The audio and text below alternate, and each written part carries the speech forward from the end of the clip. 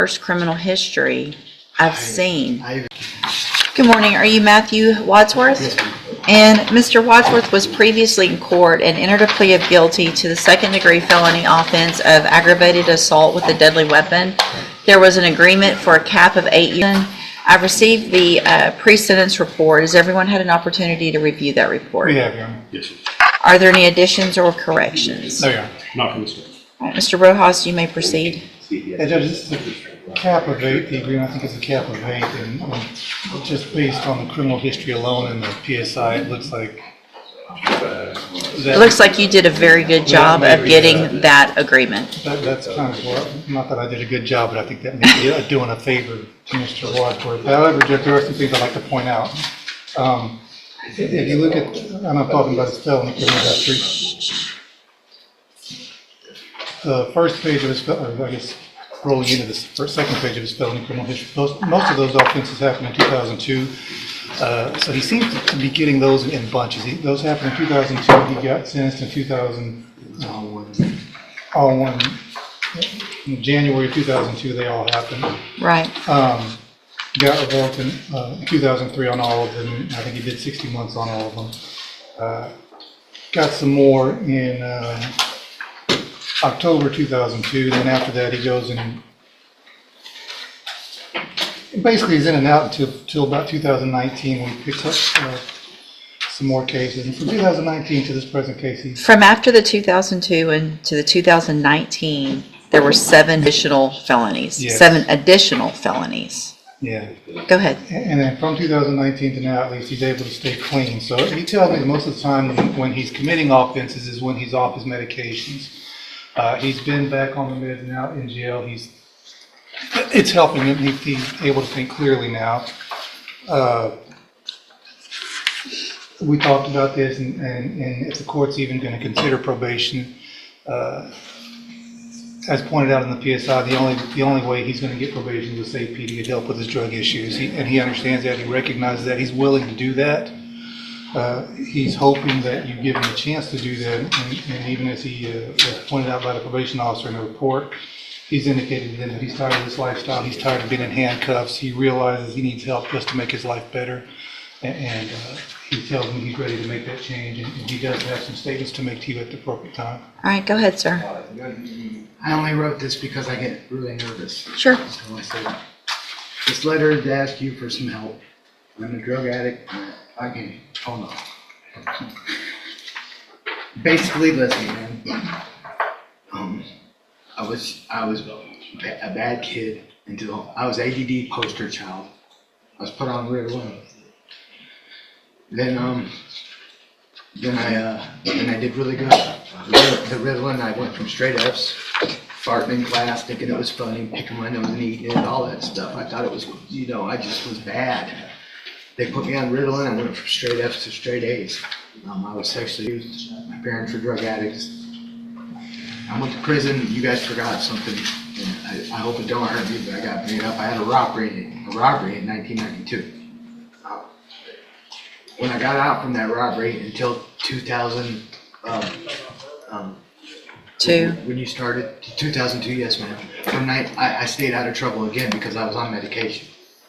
It's been my whole life. It's been the pattern of my life. I'm on my medication. I'm a great guy. I'm a journeyman electrician. I'm a father. I'm a grandfather. I spend time with my kids. If I'm off of them, and the reason I got off of them and this offense happened is I was hearing voices. I thought my roommate was holding my girlfriend hostage. It says I hit him with a bat, but it was my walking cane. It wasn't a bat. And I did hit him, and I felt horrible because I found what was going on. But in my head, our house burned down, dogs died, and I just kind of went crazy. But I did stop. I did tell in 2018. I'm sorry, 19. I said I'm tired of this, and I'm gonna stay on my medications. When the house burned down, all my medications went with it. My truck, my tools, and everything. And I was just barely making it. And I honestly thought my roommate was holding my girlfriend against her will and hostage. When we started fighting, I was losing, and I hit him. If you do give me the chance, what I need is some help staying on my meds. 'Cause I start feeling like I'm doing better sometimes, and then I stop taking them. When I stop taking them, I hear voices, and I can't tell if it's mine or if it's somebody else, or if it's, I can't tell. So, I but think Mr. I'm Wadsworth, here's the thing. Yes, ma'am. And I appreciate what you're saying, and I feel like you are sincere in what you're saying. Yes, ma'am. The problem is, you're 51 now, 52? 51, ma'am. 51. Fixing to be 52. And you know you've had these issues. Yes, ma'am. You've been given opportunities, and you know I need to be on my meds.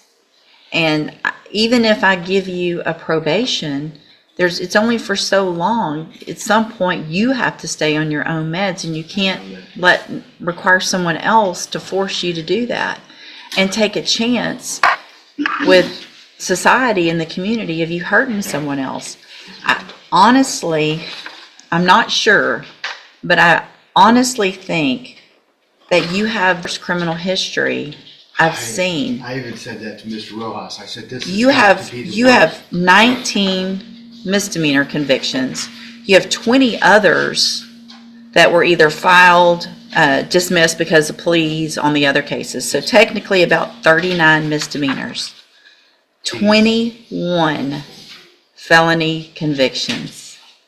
21. I know, wow, right? I'm not. You still have one pending in Indiana.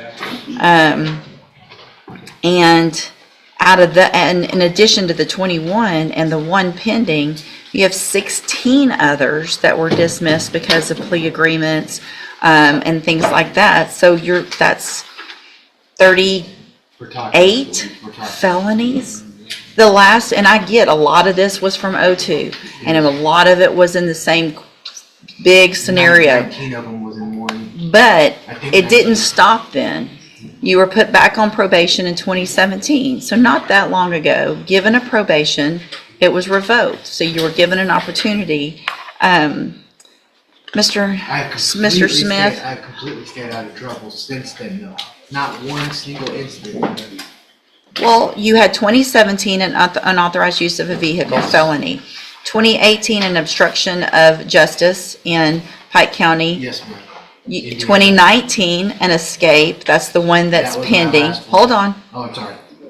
And then another later in 2019, maintaining a common nuisance of a controlled substance or something like that in Indiana. So the last thing is 2019, which is, in the big scheme of things at your age, not that long ago. I know, I understand. Mr. Smith? Judge, I would point you to his account of probation where he said the part about the baseball bat is not true. A dresser fell on something. I saw that. He's still not accepting I responsibility. hit him with the cane. Hold on, don't I'm speak sorry. over. I let you talk, so I'm don't talk sorry. over anyone else, I'm so please. sorry. I believe probation is absolutely right that jail time and probation has not been a deterrent for him. He's not made probation. We would ask for the 8-year sentence. TDC. Mr. Wadsworth, again, like I stated before, to Mr. Rojas, the fact that he was able to negotiate for you a cap of 8 years on a second-degree felony with your criminal history, there's part of me that was considering not even accepting this plea agreement. Because I think with your criminal history, personally, I think it's ridiculous. I have to understand. So I'm going to find that you entered your plea of guilty freely and voluntarily. I'm going to find that you entered your plea of guilty. I'm going to find sufficient evidence to find you guilty, and at this time find you guilty of aggravated assault with a deadly weapon. Sentence you to a term of 8 years in the institutional division of the Texas Department of Corrections. There will be an affirmative finding of a deadly weapon. You will receive credit on that sentence for any time that you've been in custody that the law gives you the right to receive. I'm handing you the trial court certification that shows this was an agreement that I followed, and so you've waived your right to appeal. I have also handed you a written admonishment regarding your ineligibility to possess a firearm or ammunition. Because of the judgment entered against you, you're ineligible under Texas law to possess a firearm or ammunition. Possession of a firearm or ammunition could lead to charges against you. Firearm is a legal term, and you should read the written admonishment I provide you to see what devices qualify as a firearm.